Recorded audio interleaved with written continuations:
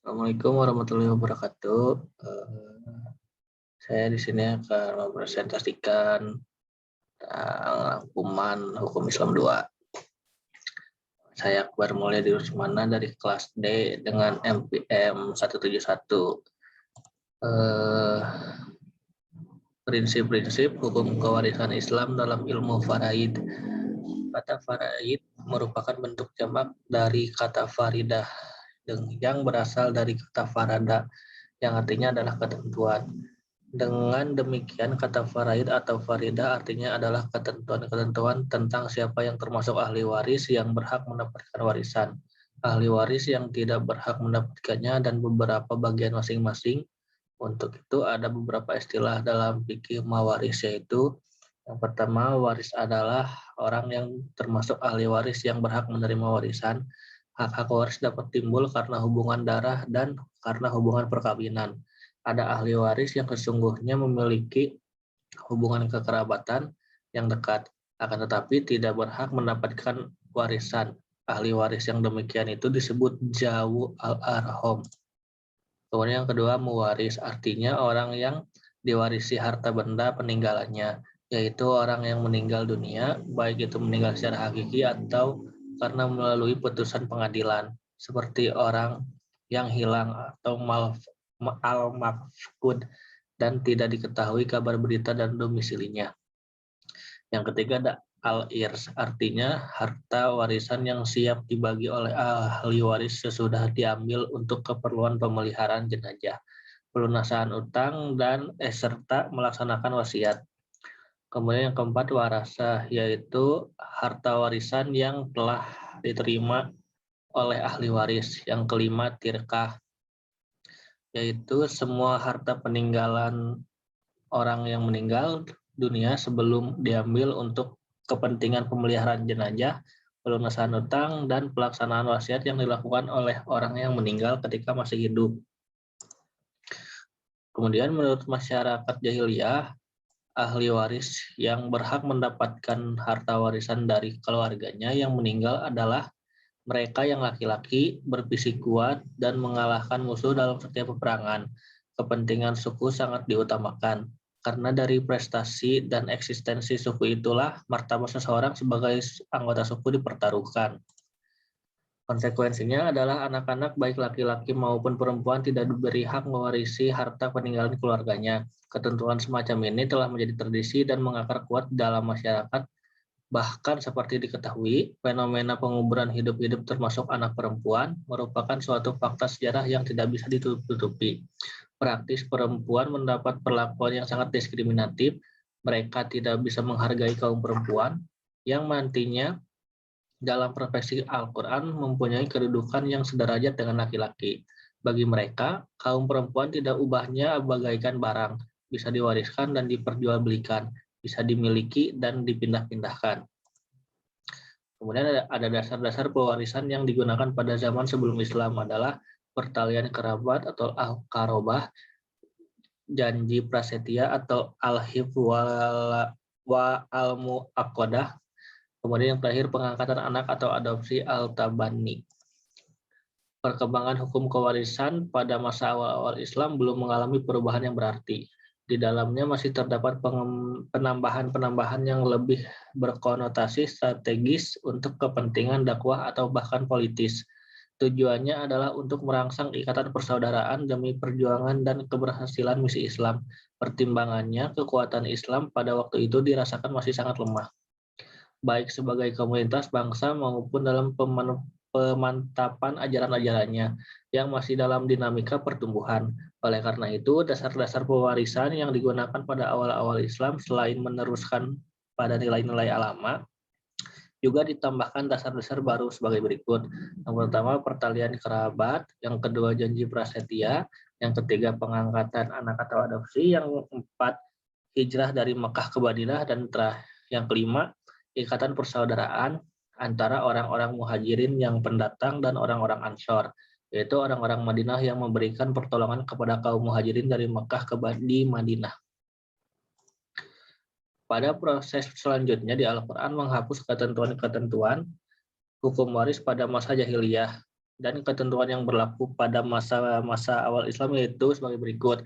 Yang pertama, penghapusan ketentuan bahwa penerima warisan adalah kerabat yang laki-laki dan dewasa saja melalui firman Allah dalam Quran surah Al-Nisa ayat 7 dan 127, yaitu bahwa ahli waris laki-laki dan perempuan termasuk di dalamnya anak-anak masing-masing berhak menerima warisan sesuai dengan bagian yang ditentukan. Yang kedua, penghapusan ikatan persaudaraan antara golongan muhajirin dan ansor sebagai dasar mewarisi. Dinyatakan dalam Quran surah Al-Ahzab ayat 6. Dan orang-orang yang mempunyai hubungan darah sebagiannya adalah lebih berhak daripada sebagian yang lain di dalam kitab Allah, daripada orang-orang mukmin dan orang-orang muhajirin, kecuali kamu mau berbuat baik kepada saudara-saudaramu. Yang ketiga, penghapusan pengangkatan anak yang diperlakukan sebagai anak kandung sebagai dasar pewarisan. Dinyatakan dalam Quran surah Al-Ahzab ayat 4-5 dan 40. Dan Tuhan tidak menjadikan anak-anak angkatmu sebagai anak kandungmu sendiri. Yang demikian itu hanyalah perkataanmu di mulutmu saja. Sedangkan Allah menyatakan yang sebenarnya dan menunjukkan jalan yang benar. Allah menyatakan yang sebenarnya dan menunjukkan jalan yang benar, panggillah mereka dengan memakai nama ayah-ayahnya. Yang demikian itu lebih adil di sisi Allah. Jika kamu tidak mengetahui ayahnya, saudara-saudaramu seagama dan maula-maula orang yang di bawah pemeliharaanmu, Quran surah Al-Ahzab ayat 4-5. Dan Muhammad itu sekali-kali bukanlah bapak dari seorang laki-laki di antara kamu, tetapi dia adalah Rasulullah dan penutup nabi-nabi. Quran surah Al-Ahzab ayat 40.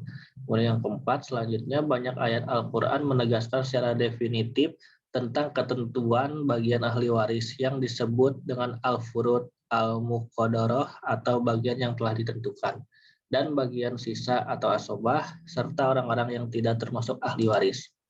Di antara yang terpenting adalah dinyatakan dalam Quran surah An-Nisa ayat 11, Allah mensyariatkan bagimu tentang pembagian warisan untuk anak-anakmu, yaitu bagian anak laki-laki sama dengan bagian dua orang anak perempuan. Dan jika anak perempuan itu semuanya lebih dari 2, maka bagi mereka 2/3 dari harta yang ditinggalkan. Jika anak perempuan itu seorang saja, maka ia memperoleh separuh harta. Dan untuk 2 orang ibu bapak, bagi masing-masing 1/6 dari harta yang ditinggalkan. Jika yang meninggal itu mempunyai anak, jika yang meninggal itu tidak mempunyai anak, dan ia diwarisi oleh ibu bapaknya saja, maka ibunya mendapatkan 1/3. Jika yang meninggal itu mempunyai beberapa saudara, maka ibunya mendapatkan 1/6. Yang kelima, di samping itu, as-sunnah riwayat Imam Al-Bukhari dan Muslim yang menyatakan orang muslim tidak berhak mewarisi orang kafir dan orang kafir tidak berhak mewarisi orang muslim. Hadis riwayat Bukhari dan Muslim. Kemudian di bab 2 ada ahli waris dan bagian-bagiannya menurut kompilasi hukum Islam. Hukum kewarisan Islam adalah hukum yang mengatur segala sesuatu yang berkenaan dengan peralihan hak dan atau kewajiban atas harta kekayaan seseorang setelah ia meninggalkan dunia kepada ahli warisnya. Berikut ini dijelaskan asas-asas yang digunakan dalam hukum kewarisan dalam kompilasi hukum Islam sebagai berikut. Yang pertama ada asas bilateral atau parental yang tidak membedakan antara ahli waris laki-laki dengan perempuan dari segi keahliwarisan, sehingga tidak mengenal kerabat zawil arham. Yang kedua, asas ahli waris langsung dan asas ahli waris pengganti. Yang ketiga, asas ijbari, artinya pada saat seorang meninggal dunia, kerabatnya atas pertalian darah dan pertalian perkawinan langsung menjadi ahli waris karena tidak ada hak bagi kerabat tersebut untuk menolak sebagai ahli waris atau berpikir lebih dahulu apakah akan menolak sebagai ahli waris atau menerima sebagai ahli waris. Yang keempat ada asas individual, yakni harta warisan dapat dibagi kepada masing-masing ahli waris, kecuali dalam hal harta warisan berupa tanah kurang dari 2 hal. Yang kelima, asas keadilan berimbang, di mana perbandingan bagian laki-laki dengan bagian perempuan 2/1, kecuali 2/1, kecuali dalam keadaan tertentu. Yang keenam, asas waris karena kematian. Artinya terjadinya peralihan hak kebendaan dari seseorang kepada kerabatnya secara waris. Mewaris berlaku setelah orang tersebut meninggal dunia. Yang ketujuh, ada asas hubungan darah, yakni hubungan darah akibat perkawinan sah. 9. Asas egaliter artinya kerabat karena hubungan darah yang memeluk agama selain Islam mendapat wasiat wajibah sebanyak-banyaknya 1/3 bagian dan tidak boleh melebihi bagian ahli waris yang sederajat dengannya. Yang ke-10 ada asas retroaktif terbatas. Artinya kompilasi hukum Islam tidak berlaku surut dalam arti apabila harta warisan telah terbagi secara real sebelum kompilasi hukum Islam diberlakukan. Maka keluarga yang mempunyai gugatan waris, 11. Asas hibah dan wasiat kepada ahli waris diperhitungkan sebagai warisan. Pasal 210 Kompilasi Hukum Islam ayat 1 dinyatakan orang-orang yang telah berumur sekurang-kurangnya 21 tahun, berakal sehat, dan tanpa adanya paksaan dapat menghibahkan sebanyak-banyaknya 1/3 dari harta bendanya kepada orang lain atau lembaga di hadapan 2 orang saksi untuk dimiliki. Dan ayat 2-nya dinyatakan harta benda yang dihibahkan harus merupakan hak dari pengibah. Kemudian ada kelompok ahli waris yang tidak ditentukan bagiannya, yaitu sebagai berikut. Yang pertama, anak laki-laki dan keturunannya. Yang kedua, anak perempuan dan keturunannya bila mewarisi bersama anak laki-laki. Saudara laki-laki bersama saudara perempuan bila mewaris tidak meninggalkan keturunan dan ayah. Yang keempat, kakek dan nenek. Dan yang terakhir, paman dan bibi baik dari pihak ayah maupun dari pihak ibu dan keturunannya. Ini sumber bukunya.